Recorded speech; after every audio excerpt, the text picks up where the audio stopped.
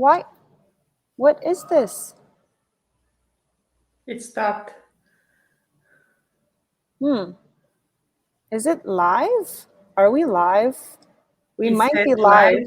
15 seconds, 16 seconds. We're live. Okay, we're live in a strange space right now. I think we're live in one place that we're going to be, so we'll just repost this somewhere else at a later time. But that's okay, friends. We just had a bit of a tech glitch, and then we'll repost this for our friends. So that, regardless of that being said, for those who are listening to this, welcome to the Engineer Your Success, Leadership, and Life Harmony Like a Mother show. I'm your host, Kenya Romanovska, award-winning journalist turned maternity leave and working motherhood strategist and CEO of Pros and Babes. You know that being a new mom or working mom can be hard, and we believe you should never ever be alone with the overwhelm of figuring out work-life balance on your own. So this is the place where you successful moms with small kids working in competitive corporate or STEM careers, you come here to redefine your values and priorities, find work-life balance. We like to use different words than balance, but let's stick with balance, and find belonging in an outstanding community of fellow moms like Claudia, who's our guest today, so that you can create a clear path forward and never be alone with that crushing overwhelm. We'll bring you the best tips, the best experts, and we don't want you to be one of those statistics where 40% of women feel so unsupported after maternity leave, they feel like quitting, or, for you to face the $1 million wealth gap compared to men. So we're here to change that. Today, I have a firecracker guest, Claudia Gomez Villeneuve, professional engineer, a mom of 3, a mentor to many. So welcome, Claudia. Please tell us more about what is lighting your soul on fire. We were just talking behind the scenes about the fall. So what are you going to be doing this fall? Because you are teaching in only a couple of places. So tell us about that and all your projects and this contest that's coming up. Yeah, thank you so much, Kenya, for inviting me to your show. And it's perfect timing. I'm in a very crazy week right now because I just drove my daughter to college. And I just drove this morning my 12-year-old son to junior high after 18 months of homeschooling, right? So I'm in an interesting place right now. And also in 3 days or 4 days, I start teaching university. All my students are back, and most classes are online. Some are face-to-face, but I'm gonna have hundreds of students this fall. Yeah. And I'm used to it, but it's always a nice challenge to remember that that's my life. Yeah, absolutely. And again, the tech glitch is jumping up on me. I'm trying to stay like, ooh, this is not bothering me at all, but it's okay. You and I are used to it. We were at a conference together that you hosted last summer, so we know that we can overcome tech glitches. So lots of that. You are not only teaching, but you're a very active mentor to women, to engineers, right? To women in STEM.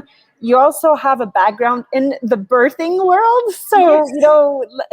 where do we even start? Actually, I said that before we started the live show. Let's jump into some tips, because summer is ending, summer is wrapping up. Maybe you're going to be listening to this recording somewhere in the middle of the winter. So wherever you are, we want to give you a couple of tips. And Claudia, your kids are adults now, right? They're off charting their own professional path. So you've had many seasons in your life. And so let's tap into your wisdom and give women a couple of tips about confidence, about burnout, right? And about charting your own path in a world that maybe wasn't built for you by you, and where you have the opportunity to make changes. So let's start with confidence. On my way to the working space where I am today, I listened to the introduction of the book, The Confidence Code, and the data was ugly. It said that even the most successful, competent women lack confidence. And truly, confidence allows us to take risks. It allows us to love ourselves even if we fail. It allows us to fail our way to success, right? So when it comes to confidence, what have you observed in your career with women in STEM and engineering? And what has been your own journey on the path to confidence? I love that question. I love that question because we reassess our level of confidence almost daily. And I remember when I was young, when you know nothing, you think, okay, once I know everything, I will be there. And no, your life keeps changing, and you keep moving to levels of higher challenges and higher stress, different situations. So it is very important to believe in yourself for that. It's Yeah. kind of like your life jacket. Yeah. your life jacket. And if you have to fake it at the beginning, that's fine too. Most people cannot tell that you are nervous, that you are lacking confidence. All they can see is what you do. So make your actions look look like you're being completely confident. And it does have a psychological effect. There, there are studies that Mm-hmm. say that when you smile, you release endorphins, and endorphins relax you, and you can Yeah. smile more. So it's kind of like a reaction. So try to do some of that. I'm a big fan of chocolate myself. Me And too. chocolate has all these chemicals in it that resemble falling in love. That's what the scientists say. And chocolate does perk me up. It's Mm-hmm. amazing. Right before you have to give a big presentation, and you know there's going to be somebody in the meeting that is going to attack you, right? That's their job, to test your theory. It does help to have some chocolate and something hot, something like a tea or something. It immediately relaxes all my muscles. It immediately clears my mind, and somehow I become stronger. So these are little tips that I learned from my mother. And my mother and my grandmother were great examples of being confident on the surface. And then later, years later, they told you, remember that day where you said I was very brave? Well, I was faking it because it was a very overwhelming situation. But it's what taught me how to overcome the situation. Sometimes people call me fearless, and that comes from wanting something so bad Yeah. that you can see it. It's a reality. It's a reality in your head. Other people don't see it yet, so you have to convince them. This is supposed to happen, and you're supposed to let it happen. So here's what you have to do to make me that, right? So I think it's also a lot of visualization, visualizing what you want and believing to the bottom of your heart that it's going to happen, that is real. And then when it happens, you're like, see, I told you. Oh yeah, but it's that simple, right? but your actions, right? Your actions made it happen. That is like Absolutely. the Olympics. We're still going through the Paralympics right now. And there are athletes in there that have no legs, no arms, and they're winning medals. I saw a volleyball game. They're all sitting on the floor. So sitting volleyball, they play with their arms, but they have to be sitting on the floor constantly, right? Because they are all missing parts of their legs or something. So it makes me think about, imagine the level of confidence you have to go out in the world and be filmed playing volleyball when you're missing a leg. So visualization plays an important role in how we overcome things. Yeah. That's I love that, and it applies to you. You mentioned sports, right? And in sports psychology is very developed. Athletes visualize their performance over and over again to get to where they are. So, where you know, if we go back to when you were a young mother, a new mother, tell us about your levels of confidence back then when you were navigating being at work, having young children, or kind of the different pieces of your career at that time. Tell us about how you felt and how you navigated those challenges. Sure. It's interesting. I became a mother in Canada, Yeah. but I was raised in Colombia, in South America. So I brought that those customs and those traditions from Colombia. So when I became a mother, I treated it very differently from how common Canadian people treat their maternity, right? For me, it was like an honor. And I think that came from my mother and my grandmother. To be a mother is an honor. And it doesn't happen to everybody. Many people want to have babies and they can't. So when I became pregnant, I was so proud of it. I did it. And even though it was difficult, because the first child, you know nothing. It's true. We should be taking courses, but we take the course after. Kind of like learn on the fly, right? After, yes, yes. The first child has to, be the practice baby. Yeah. But I had a very supportive husband. My husband was very very much a homemaker in that way. So it was easy for us to just go into our little cave and take care of that baby. By the time the second child came around, I was more of an expert, and it does make a difference when you have that confidence because you did it before. And so I remember that everything that happened in that pregnancy, even the medical care, I had to change caregivers halfway through the pregnancy. Standing for yourself, for your reproductive rights, Yeah. and then having the birth of my dreams, right? All that I it's almost like I fought very hard during the pregnancy to get that birth that I wanted. And then when it happened, it was so boring and it was so It's straightforward. the first time. It was the Why first did I time somebody fight? uses Why the did I word have to boring. fight? Why did I have to fight so hard? This is the most normal, boring thing in the world. Baby comes out. It's like, but it taught me how to speak for myself. So I still, years later, that birth is a source of inspiration on everything I do. Yeah, it's such a Yeah. powerful moment, right? But it is the first time I hear somebody describing their birth as boring. So you've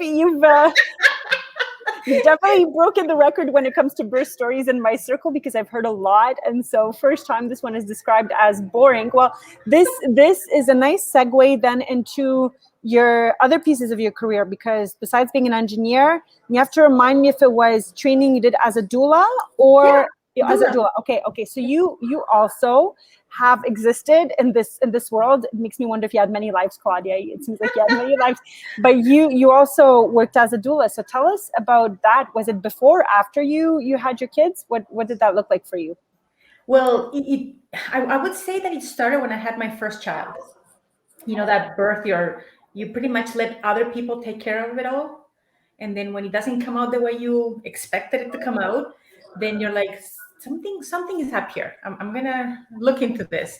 So I started reading books about birth after the first baby. And then I learned a lot, so much that I should have known before I got into the birth. But I applied it all for the second birth. And when that birth happened exactly the way the doctor said it was going to be, normal, not boring, normal, um, I decided to become a doula. I'm like, I need to help women and dads, right? Because a doula doesn't just help the mom, the doula helps the dad too. Yep, The mom absolutely. has her hormones, right? She has her endorphins. She's giving birth to this baby. She has oxytocin. She has all the good cocktail of natural hormones. The dad gets nothing. He doesn't get nothing. He maybe a pop, Pepsi, or Coke. Yep. So a lot of the doula work is to support that unity of the mom and the dad. So I told it my baby, my newborn, to McEwan University back when they were training doulas, and I took the certificate on how to be a childbirth doula, and I worked as a doula for almost 3 years, 3 to 4 years. Wow. Yeah. So for those who don't know the distinction between a doula and a midwife, and I didn't know it when I was pregnant, a midwife is a medical professional, right? So Yes. who takes care essentially that of the birth going well medically. The doula is Yes. really there to ensure the mother's comfort and the Oh father's yeah. comfort, right? Or kind of like the teams. And I didn't know that distinction. So for if you're Yeah, we're more pregnant like and the you're birth coach. Yeah, we're more right, like the birth coach, and we have some training, but it's just for first aid, right? It's not. still it's a very useful presence. It was my second. I had both of my babies at home, and with the second baby, the midwife came 2 minutes before the baby literally fell out, It and happened. and the doula was there about half an hour before the baby was born. So just a few tips on how to position my body made a huge difference. And I know that when you're about to become a mom, there are so many decisions to make and so many things to figure out, and so many expenses, and it gets confusing and scary, and you think, Yeah. well, what should I spend money on and what I shouldn't. And if I look back in retrospective on all the investments I made and where I spent the money, a doula is such a fantastic support. So during my first birth, I had unofficial doula support with my mother-in-law and my sister-in-law. And between them, they gave birth to 8 babies, right? So they really guided me through the process, right? And then with the second birth, I had a doula because a few of my family members were out of town. So I decided, okay, you know what? And my husband, who was supposed to be the doula, hurt his back. And so just a few days before the birth, so he was kind of, incapacitated to be able to help me, right? So thankfully I was able to find a doula last minute, and it made a huge difference. So for those of you who don't know what a doula is, now you know. And we're in this community, we're huge fans of getting support for the mom and investing in yourself and kind of reaping the rewards. And I see doula support as part of those investments. So okay, Claudia, Can I add something? Of course, go ahead. Yes. We always talked about why doula work is not more popular, and we discovered that women feel guilty, getting an assistant, a personal assistant for their birth. Yeah. Men had to give birth, doulas will be funded by the government. Oh my goodness. Yes. And men totally appreciate having an assistant. Mm-hmm. The women feel guilty. No, I don't deserve that. Well, it's really interesting that you bring that up because, and as you have, I'm sure, I read tons of books about playing big and women's confidence. And again, what I talked about today, and that fear of not belonging in the tribe, of not being accepted or feeling unsafe, it runs really, really deep, right? Like we had to be good girls and be polite for most of human existence to survive. That doesn't serve us very well in the modern world, right? That amygdala, that fear of putting yourself first because you're going to be rejected runs very deeply. And one thing that you talk about, Claudia, is the importance. I'm zigzagging in this conversation, but I knew this would happen because you're so multi-passionate. You talk about the importance of keeping your pee, right? Retaining your pee when you're on maternity leave. So for our Canadian listeners and for listeners actually who are outside of Canada, we get to have 12-month or 18-month maternity leaves in Canada. And it's a wonderful opportunity to bond with your baby, but there are also some negative consequences when you feel disconnected from your work. And there are mental health consequences of kind of losing that side of your identity, right? And I know that when you went on maternity leave, that didn't exist. The 18 months, you must be saying, "Oh, Kenya, what are you talking about? Like, I would have loved to have that time." And but so we talk about the importance of retaining the professional designation and to even getting it and prioritizing it, because it makes a huge impact on your influence, on your paycheck, on your career progression. You have 3 kids. How did you juggle maintaining your designation, right? Maintaining your career. Now you do everything you do. What's the story? What can you tell women who are in the midst of things, right? Like they're on the edge of burnout with the pandemic. They're just thinking of throwing in the towel. They want to stop. They feel like, no, you know what? This is not for me anymore. Please share your story around that. Sure. Well, my first maternity leave was my choice. I was in university, so I just took a year off from school. Not many people get pregnant in the middle of engineering studies. I was the one. It seems to be the way to go, though. I spoke to a few people who didn't. Like, there are some pros to that. But I felt special. I was the only pregnant person walking around the Faculty of Engineering. So it was my own choice, and I just took a year off from school. The last 2 maternity leaves were in our work. I happened to work for a big corporation, so there was a lot of backup when people go on maternity leave. It's not like you're leaving the company abandoned.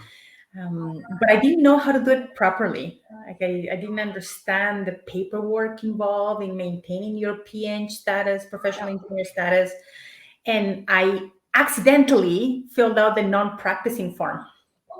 The non-practicing form is a permanent solution, right? I just needed a year off. So when I came back from mat leave, the APEGA told me that I was in a PN. And I'm like, what do you mean? Oh yeah, you're stricken from the record. Why? Because you filled out a non-practicing declaration. Oh no, that was only for maternity leave.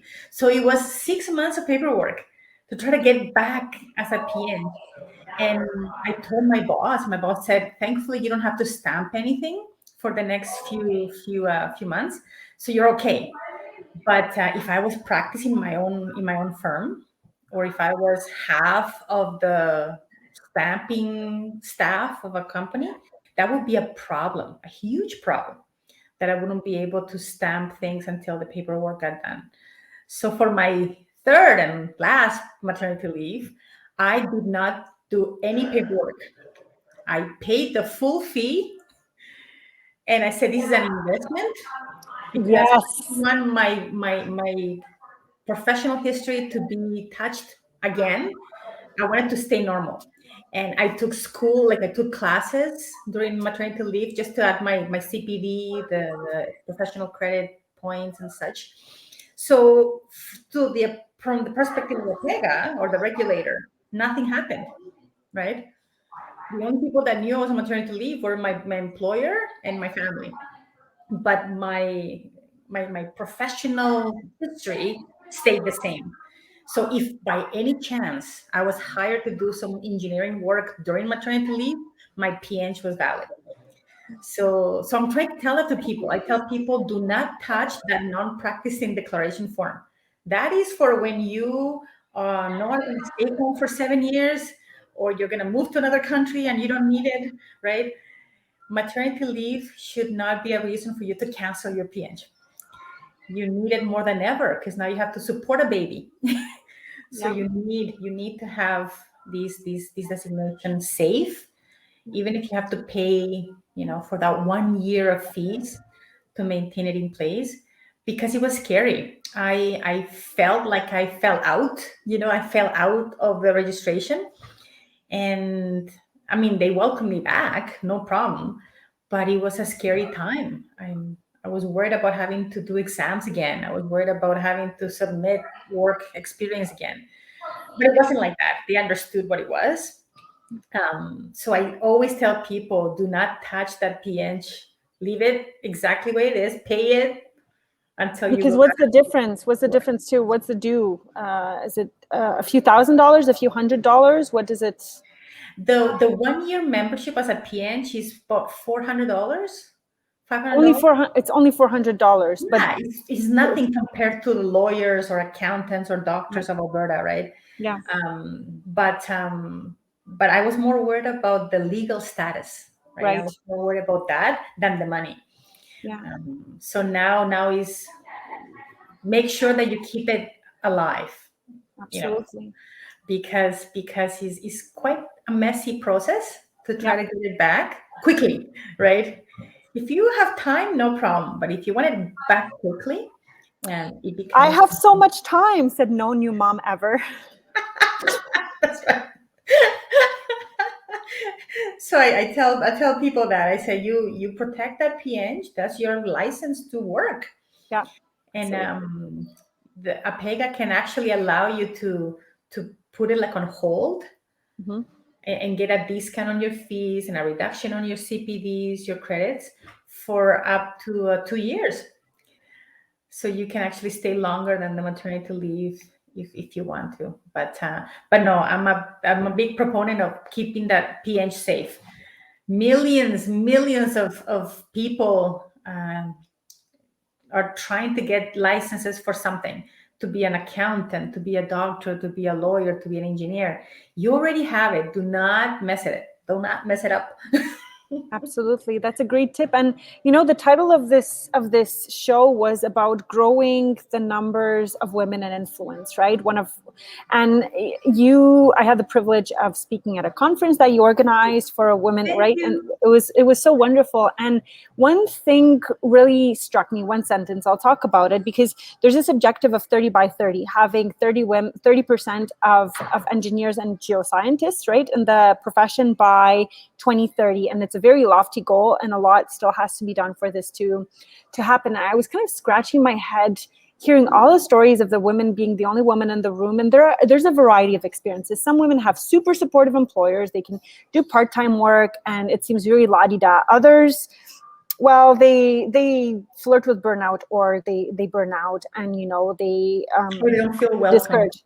They don't feel welcome anymore. So, and I was thinking, like, should we just be telling more women to go into STEM because we just want to reach that number? And what's the why? And somebody said, we need more women engineers because engineers build the world. And Yeah. so if we have more women engineers, hopefully we'll have a more women-friendly world. And I thought, okay, that's a goal that I align with, because it does break my heart to see that we tell women to stay in the profession, but then there are no support systems around that critical phase of motherhood. Like when we become mothers, we make such critical decisions for our future, financially, right? For our children's future, for our mental health, whether we support it or not, for our marriages and our relationships, like all of that in such a short period of time, for the birth we want to have, for like the medical interventions. It's such a critical period. And if we're going to tell women, stay in those fields, pursue those designations, let's support them. Let's have those dialogues, right? We have to fill that gap. And so tell us more about your motivation around wanting to have more women in STEM. Why is it such an important objective? And what kind of conversations do we need to be having? What do women need to know at the outset of their careers? How should they be approaching those critical periods of their life strategically, so that the goal of 30 by 30 is not just a numerical goal, but it's actually one that has a positive impact on society and that doesn't make women want to quit? True. It's fascinating, Kenya, because we started with the number, yeah, as opposed to starting from the causes of the lack of that number, right? So it's a backwards thing. We're trying to get the numbers, but there is no foundation in place to actually be successful. Yeah. It's being the only woman in the room has happened to me. I used to work in pipelines. I used to be in construction. Two words that are synonymous with male engineers, pipeline and construction. So it happened to me. But it doesn't have to stay like that. Before there were no women in the room. So now there's one, right? And a brown one at that, with 3 children on the side, right? So it's actually changing. Yeah. And the number existed for the benefit of Canada. The number does not exist for the benefit of the engineering profession per se. It's for the benefit of Canada. Right. I was in a conference this morning. It was in London, England. Yep. I joined at 3:00 in the morning. Like, it was really, really odd. Hey, you told me that you like sleep, Claudia. Well, it was a special day. I told you. I know. I'm teasing. And they had about 17 speakers, and they all had the same message. We need engineers to save the world. And we need women engineers, because we already have engineers from the other gender, right? Yeah. Now we need this other one that is underrepresented. It's not in powerful positions as often as the other gender is. And they have amazing ideas. Their perspective on how to fix things in the world is different. Yeah. We are different. We are totally different. We want equality, in the sense, not that we want the same things as other genders do, but we want the chance to be able to achieve whatever we want, right? That's the goal of feminism. So when we talk about the numbers, it's for Canada. It's for Canada. We are losing the competition. We're losing our edge in innovation, research, inventions. China is going to beat us. India's beating us, right? Europe is losing numbers too, so they need to increase their numbers of female engineers and women in STEM, period. Yeah. Developing countries have a nice number of women in STEM. So Canada is falling behind. We were doing this for Canada. It's not for our salaries. It's not for the industry. No, we're doing this for Canada. But the system is not in place. So that's where organizations like yours, like the Women in Engineering Summit, Wisest, right? All these organizations come together and try to create temporary solutions until the system, catches up.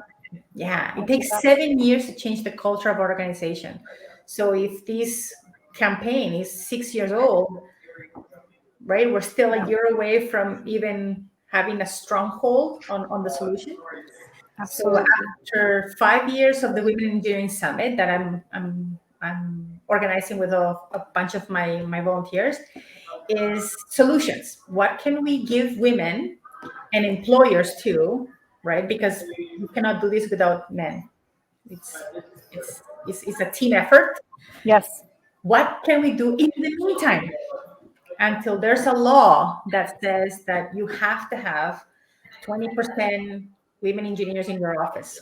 Right? Until that law exists, these are the temporary workarounds.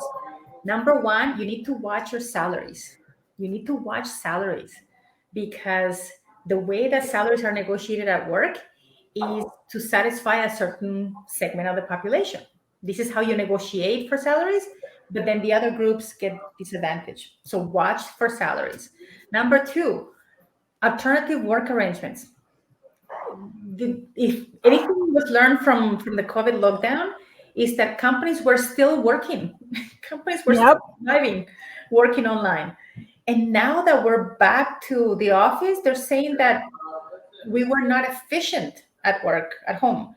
No, companies were just fine. Yeah. But we need alternative work arrangements because this business of working 40, 50 hours a week, sitting on a desk, it doesn't work even for the men. The men don't like it either, right? But they like the salary, right? And they like the power and the reputation.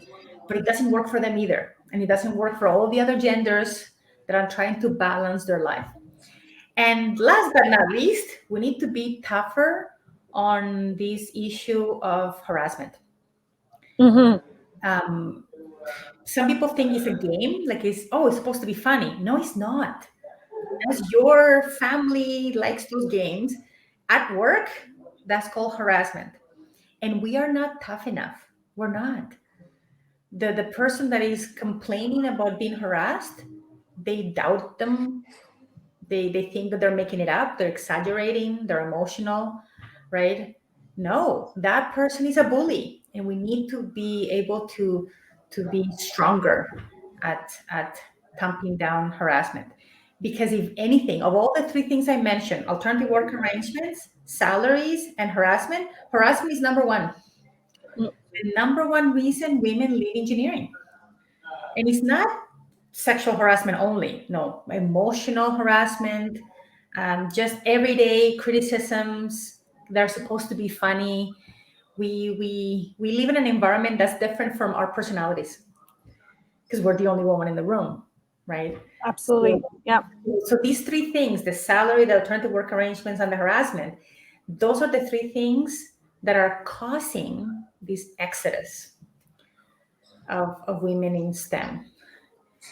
And offices and companies are trying to change it, but it's not a massive change. It's not happening fast enough. So 30 by 30 is in place to push that, right? Right. Yeah. Need some sort of number, like a target. Yeah, absolutely. So hopefully it will work. We still have a few years to go. We have 9 years or 8 years to go. And I'm hopeful. We're going to beat it, actually. It's not going to be 30 by 30. It's going to be 40 by 30. All of a sudden, something is going to click.